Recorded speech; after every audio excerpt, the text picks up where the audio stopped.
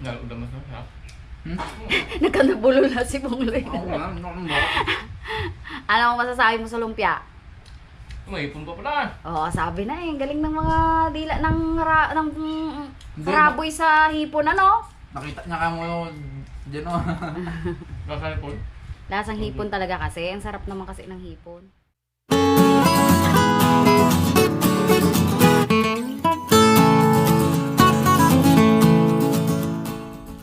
Hi guys! Welcome back sa aming channel, ang KKK by Jeng and Otep. And of course, it's me, your Ate Jeng. At sa likod po ng camera ay si Otep. Ayan, napakaaga po ng ating vlog for today. It's ano pa lang, 7 AM pa lang po. Pero kasi ito yung kakainin namin sa breakfast. So, alam nyo kung ano to? Lumpiang gulay. Ayan, natuloy na rin ang aming lumpiang gulay. Nako. Pero syempre, gawin muna natin yung napakasarap nating sauce. Dipping sauce. Actually, yung nagawa na rin natin ito doon sa kwek-kwek. Pero doon sa mga hindi pa nakapanood, ayan po, gagawin po ulit natin yung ating cucumber, vinegar, dipping sauce. Ayan. Meron po tayo ditong isang cup na white vinegar. Lagyan po natin ng kalahating cup ng white sugar. Tapos i-mix well. Yung pag-mix po natin, kailangan malusaw po yung ating white sugar bago natin ilagay yung ating mga ibang spices. Kasi para malasang malasa po. Okay, lusawin natin.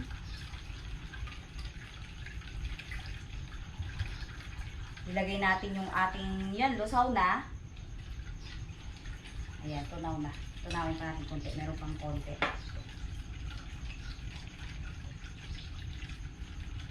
Ayan.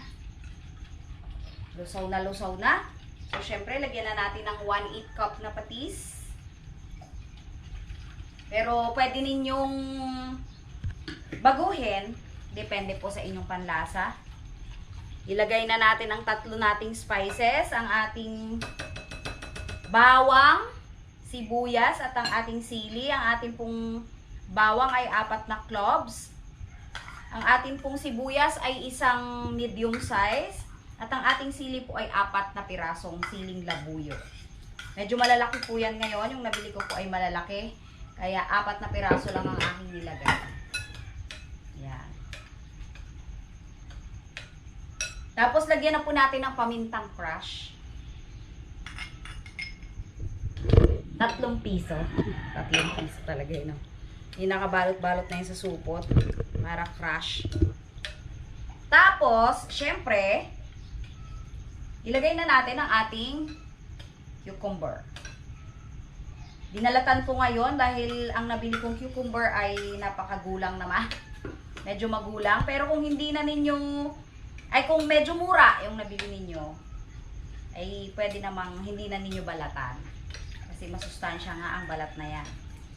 Tikman natin ang alat. Pero syempre sakto na to. Kasi nasubukan ko na ito.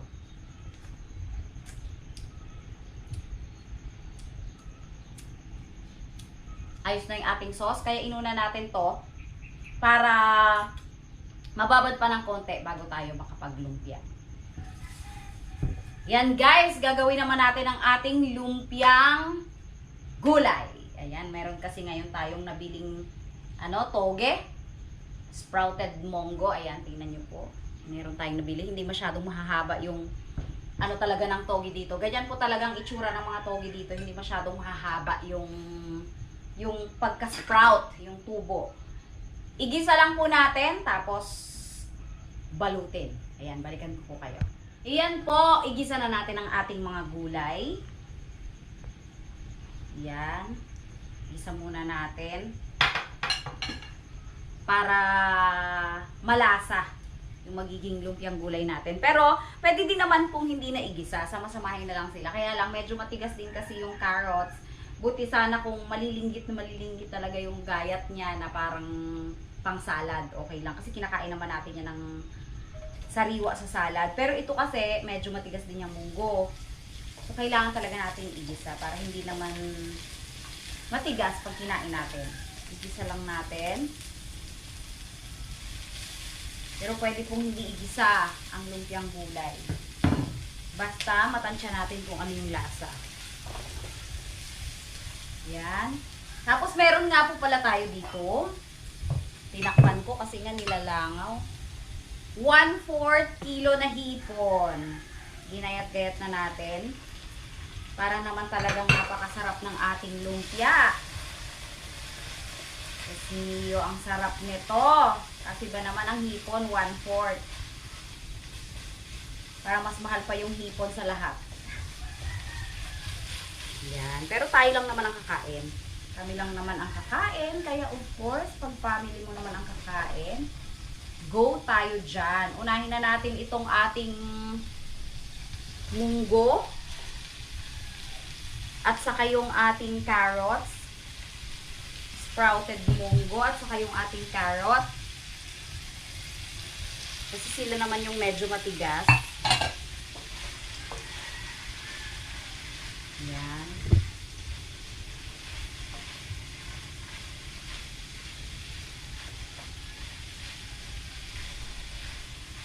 Tapos lagyan na agad natin ng asin na pampalasa. Yan. At ang ating paminta, white pepper.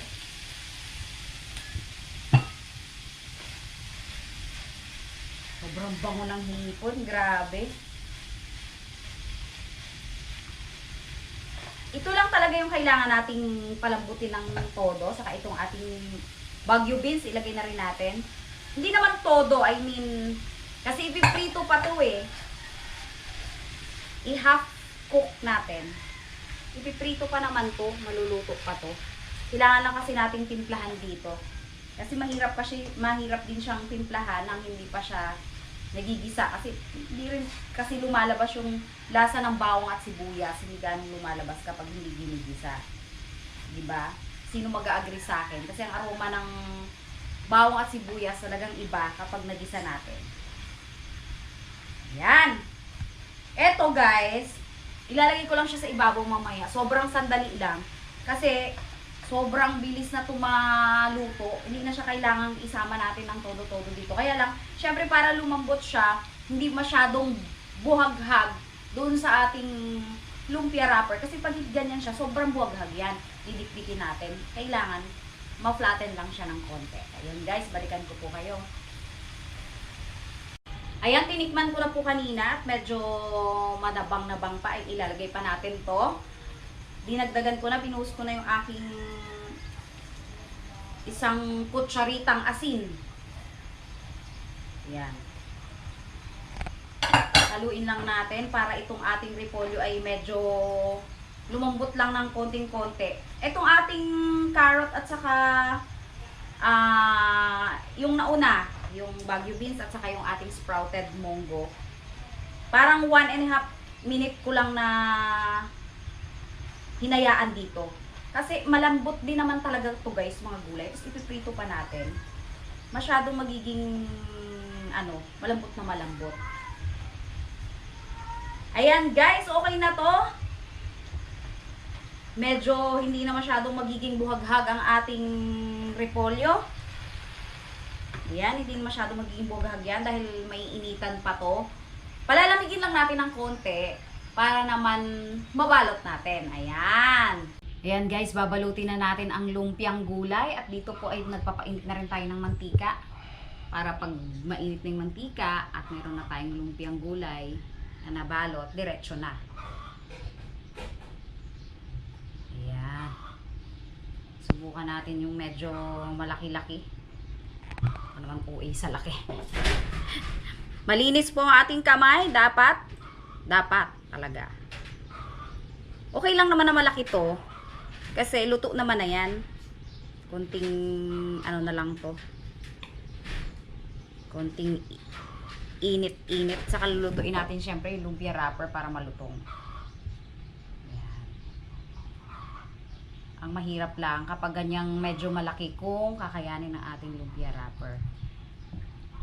Yung pansara natin dito ay ano lang naman, tubig sa harina. Para dumikit. O diba? Sulit. Kaso hindi magkakasing laki ang ating lumpia wrapper. O meron ito maliit. May maliit. O syempre ang gawin natin dito, medyo maliit din. Nakapatong naman sa ating malinis na ano yan. Na mat. Silicone mat.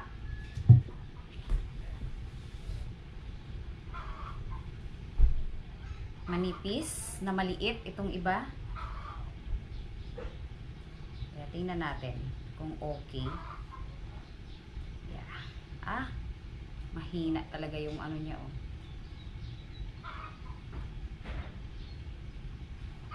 Mahina itong isang lumpia wrapper. Doblehin na lang natin. Kasi okay lang naman yan. Pag medyo manipis, doblehin na lang natin, guys.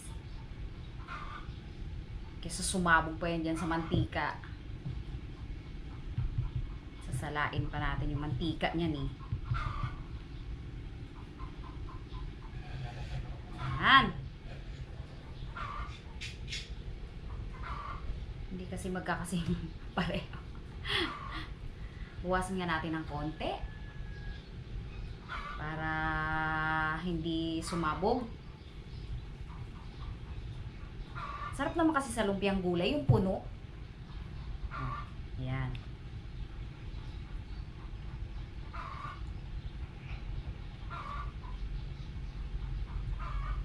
Medyo maliit-liit na. Pinaliit-liit natin ng konti para naman hindi mabutas. Ayan. Go tayo sa ganitong size. Malapit na rin kumulo yung ating mantika, kaya yung matatapos na natin dito ay i-shoot na natin dyan sa ating pinakukulong mantika. O ito, manipis na naman. Mga maninipis, pagsamahin natin. Sobrang lutong na to kasi makapal ang ating balutan. Yan guys, same procedure tayo hanggang sa matapos. Dilutin natin, tapos prito. Kapag meron ng pwedeng iprito, hindi pa, konting kulo pa. Kailangan medyo kulong-kulo. Ayan, mainit na rin po ang ating mantika at meron na tayo ditong 5 piraso. I-shoot na natin. Maganda po pag mga lumpia-lumpia, deep fry para pantay ang luto ng ating lumpia wrapper.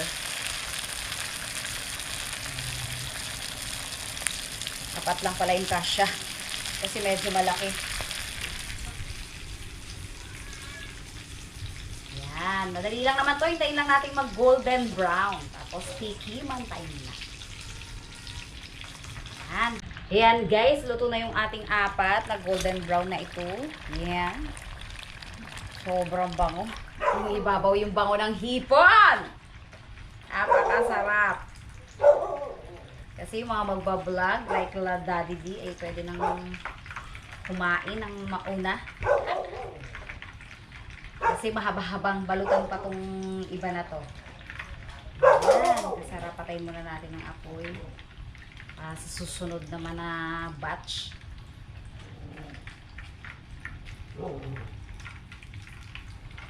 Ayan, grabe na. Ayan, o sasabihin ko na naman, perfect. Perfect na naman. Ang ganda-ganda. Ang sarap-sarap ng amoy. Amoy pa lang, masarap na. Ayan, magbabalot pa ako guys. And then, same procedure. Kailangan mag-ingat-ingat dito at meron tayong katabing kumukulong mantika. Same procedure lang. Yung mga butas, dinodoble ko. Kasi baka sumabog ang ating lumpiang gulay sa ating mantika. Nako. Yan, ang katulad na to. Dodoblehin ko na lang yan, ganyan. Yan guys, balikan ko kayo pag finish na natin lahat itong ating gulay. Ayan guys, ito na ang ating mga jumbo lumpiang gulay. Meron pang 2 piraso ditong nailuluto. At meron tayo dito Sobra. May tira tayo kasi ito talaga nagpupunit na talaga. Malutong na yung bandang ilalim kasi to. Kahit doblehin mo pa siya, bumubuka na ng kusa. Kahit na maliit lang yung ilagay mo, bumubuka na rin. Kaya, papakin ko na lang yan. Ayan, oh. Ang dami ng mga jumbo-jumbo natin. Hintayin lang natin to maluto. And then, kain-kain tayo. Kung sinong nandyang pwedeng gustong kumain.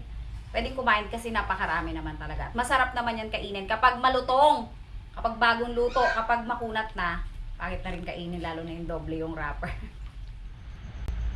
Ayan, go. May mga imported tayong taga-tikim. Dito ka, Buds. O, para makita ka sa ilaw. Jumbo talaga yan. Go. O, piliin nyo yung pinaka-jumbo. Yan.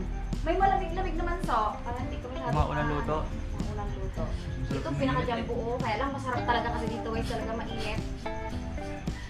Pag malamig, pangit. Sarap yung suka na yan.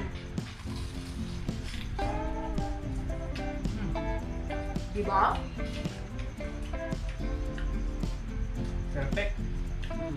Perfect. Oh, di ba? Hindi na ako ngayon ang nagsabi sa sarili ko perfect, ha? May isa na akong taga-perfect. Hanap sa susasawan. Sarap talaga, no? Guys, gayahin nyo talaga tong sausawan na to. At mai-enjoy ninyo. O, tingnan nyo, pati sa lumpiang gulay, the best. Kasi sausawan din niya ng kwek-kwek, ng fishball. Ang sarap-sarap niya din. Nahihipon lang ako. Hello? Sarap, no? Pipindi ng panlasa ni Pagsa. Alam mo ang ingredients. Ang galing ng panlasa ni Mr. Bag. Alam niya yung hipon. Kasi lasang-lasa naman talaga ang hipon. Ang takot, togi lang tsaka suka eh. Pag yung binibili na, togi lang yon, tapos repolyo. Ay hindi, dito nga, wala akong matatagpo ang repolyo sa mga lumpiang Wala. gulay, guys. Alam niyo kung bakit? Ang presyo ng repolyo natin ngayon ay 250 ang kilo. Diba?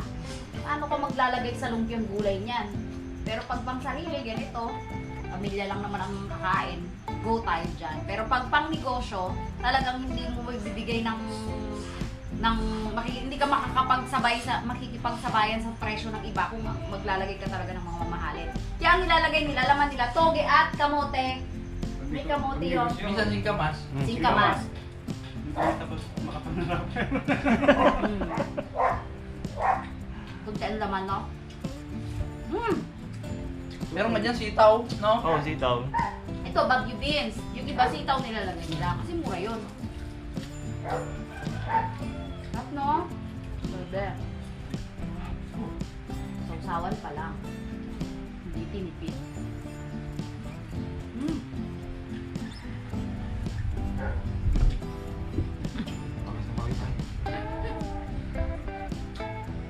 Kadad, baka di pa natikman tao.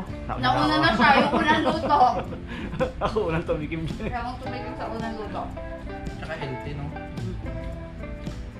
Si Tatang pa sa kasi pumlo eh. Tatang mo. Nasa bukid. May ginagawa pa yun. May ginagawa pa. Ah. Harap! Salam, sub na eh. Naglagay pa ng kanin. Guys, titingin tayo ng merienda ni Jeng. Merienda at ulam yan ta kasi tingnan niyo yung bunso niyo. Nag-ulam pa. Alam ko ayaw niyo ng suka na yan tang. Sarap. Masarap yan tangin yan basta ano, lumpiang gulay. Ang palugda. Ano, sarap na plano. Masarap din yan pang ano. Ano pa, bango to. Tsaka healthy ang tang. Ano to? Saka healthy kasi yan. Mantika oh. Hoy, healthy ang mantika niyan. Olive Coconut oil. Healthy rin yan. I'm not using the used oil. Wow. Tingnan, tikman mo nga sa ulam kung bongga. Pong, halika Pong, kain na. Dali. Merenda ka muna. Merenda ulam na ni Buji. Ulam na patay sa Yan, nasausawan. Oh, yan oh. I-ano nyo yung suka. Yun na, para nasausawan na. Anohan mo, Pong. Tikman mo kung anong verdict mo sa suka. Yan, madalas kayong bumili ng lumpiang gulay. Tingnan natin kung anong-ano niyan. Ito. Oh! Isang mo to. Ano pong? Isang mo to. Isang mo to. Isang mo to. Gayahin nyo yan. Yung susawa na yan talaga. O, diba? Nagkanabulol na si Pongloy. Ano ang masasabi mo sa lumpia? May ipon pa pala. Oo, sabi na eh. Galing ng mga dila ng raboy sa hipon, ano? Nakita niya ka mo dyan o. Saan po? Lasang hipon talaga kasi. Ang sarap naman kasi ng hipon. Okay. Hindi lang pang merienda, pang ulam pa. Talaga namang inuulam din namin yan, lumpiang gulay. Sarap talaga. O, mamaya may pang Wala merienda. tayong 20 na doon sa ano, yung 20 tinda dyan. Hmm? Oo, siguro. Pag ganyan, kalaki. Hindi yung naka 20. Saba tayo ba? Okay. Sige, go. Sarap naman nga yan. Hindi nga nagkasya yung wrapper ko, may natira eh. Oh. Kapaking ko na lang yan mamaya. Bago tayo mamaya, kasarap ulam natin. Ano ulam niya? Sap-sap. Sapsap. Bili ko sap-sap pamain. Pamain, grabe ka naman. Yung pamain talaga. Ano pang? Approve? Ayun. Okay. Thank you. Busog. Sarap ba?